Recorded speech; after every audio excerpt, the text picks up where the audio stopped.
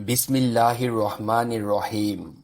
পৃথিবীর জীবন পার করতে গিয়ে আমাদের নানা রকম প্রতিকূলতার সম্মুখীন হতে হয়। ইচ্ছা বা অনিচ্ছাকৃত ভুল-ভ্রান্তি ছোট বড় গুনাহ হয়ে যায়। ইহ ও পরকালের জীবনের যাবতীয় সমৃদ্ধির জন্য সৃষ্টি ও পালনকর্তা মহান রব আল্লাহ পাকের কাছে চাইবার প্রয়োজন হয়। তাঁর মুখাপেক্ষী হয়ে আশ্রয়ের জন্য তাঁর কাছে ছুটে যাওয়ার এই প্রক্রিয়াটি তিনি পছন্দ করেন। সূরা গাফির ৬০ নম্বর আয়াতে আল্লাহ পাক ঘোষণা করেছেন, তোমরা আমাকে ডাকো, আমি তোমাদের ডাকে সাড়া দেব।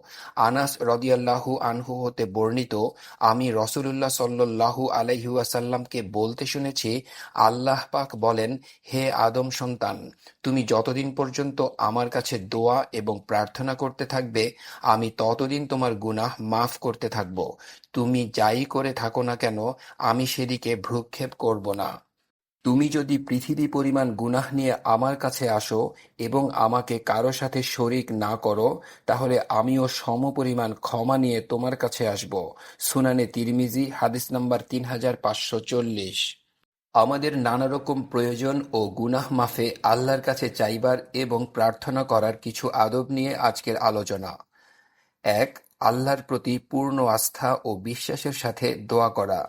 আল্লাহ তাআলা বলেন, যখন আমার বান্দা আমার সম্পর্কে আপনার কাছে জিজ্ঞেস করে, নিশ্চয়ই আমি তাদের নিকটবর্তী। আমি প্রার্থনাকারীর প্রার্থনা কবুল করি যখন সে আমার কাছে প্রার্থনা করে। সুতরাং তারাও আমার ডাকে সাড়া দিক এবং আমার উপর বিশ্বাস স্থাপন করুক। এতে তারা সঠিক পথে চলতে পারবে। সূরা বাকারাহ আয়াত ১৮৬। ২. আল্লাহ পাকের প্রশংসাসূচক গুণবাচক নাম নিয়ে দোয়া করা। পবিত্র কুরআনে ইরশাদ হয়েছে, আল্লাহর রয়েছে সুন্দর সুন্দর নাম, সুতরাং তোমরা তাকে সে নামেই ডাকবে। সূরা আরাফ আয়াত ১৮০। নবীজি সাল্লাল্লাহু আলাইহি ওয়াসাল্লাম আয়িশা রাদিয়াল্লাহু আনহুকে এভাবে দোয়া করতে বলেন, হে আল্লাহ, নিশ্চয়ই আপনি ক্ষমাশীল, আপনি ক্ষমা করতে পছন্দ করেন, আমাকে ক্ষমা করুন। সুনানে তিরমিজি, হাদিস নাম্বার ১১৯৫। ৩. দোয়ার আগে আল্লাহর প্রতি প্রশংসা ও রসূলের প্রতি সালাম পাঠ করা। ফাজালা ইবনে উবাইদ রাদিয়াল্লাহু আনহু হতে বর্ণিত, একদা রসূল সাল্লাল্লাহু আলাইহি ওয়াসাল্লাম বসেছিলেন। এমন সময় একজন লোক এলো এবং নামাজ আদায় করল।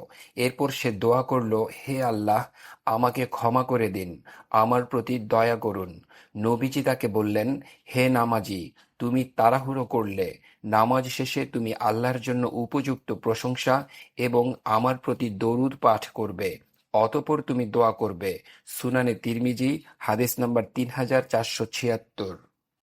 ৪. কিবলামুখী হয়ে হাত উঠিয়ে দোয়া করা। ওমর ইবনুল খাত্তাব রাদিয়াল্লাহু আনহু বদরের ময়দানে নবীজি সাল্লাল্লাহু আলাইহি ওয়াসাল্লামের দোয়ার বর্ণনা করতে গিয়ে বলেন, অতঃপর তিনি কিবলামুখী হয়ে হাত উঠিয়ে আল্লাহ পাকের কাছে বিনীত হয়ে প্রার্থনা করলেন। সহিহ মুসলিম, হাদিস নাম্বার ১৭৬৩। ৫. প্রচণ্ড আশা নিয়ে দোয়া করা। নবীজি সাল্লাল্লাহু আলাইহি ওয়াসাল্লাম বলেছেন, দোয়া কবুলের আশা নিয়ে আল্লাহর কাছে চাও। জেনে রাখো, নিশ্চয়ই আল্লাহ উদাসীন ও অমনোযোগী অন্তরের দোয়া কবুল করেন না। সুনানে তিরমিজি, হাদিস নাম্বার ৩৪৭৭। ৬. একান্তে বা গোপনে এবং অশ্রুসিক্ত হয়ে দোয়া করা। পবিত্র কুরআনে ইরশাদ হয়েছে, তোমরা তোমাদের রবের কাছে প্রার্থনা করো গোপনে ও অশ্রুসিক্ত হয়ে। সূরা আরাফ আয়াত ৫৫। ৭. দৃঢ়তার সঙ্গে দোয়া করা। রাসূলুল্লাহ সাল্লাল্লাহু আলাইহি ওয়াসাল্লাম বলেন, তোমাদের কেউ যেন না বলে, হে আল্লাহ, আপনি চাইলে আমাকে ক্ষমা করুন, হে আল্লাহ, আপনি চাইলে আমাকে দয়া করুন, বরং সে যেন দৃঢ়তার সঙ্গে চায়। সহিহ বুখারী, হাদিস নাম্বার ৬৩৩৩। আল্লাহ পাক আমাদেরকে যে কোনো প্রয়োজনে তাঁর কাছে চাইতে, দোয়া ও প্রার্থনা করার নির্দেশ দিয়েছেন। দোয়াকে ইবাদতের মর্যাদা দিয়েছেন। নবীজি সাল্লাল্লাহু আলাইহি ওয়াসাল্লাম বলেছেন, দোয়াই ইবাদত। সুনানে আবু দাউদ, হাদিস নাম্বার ১৪৮১।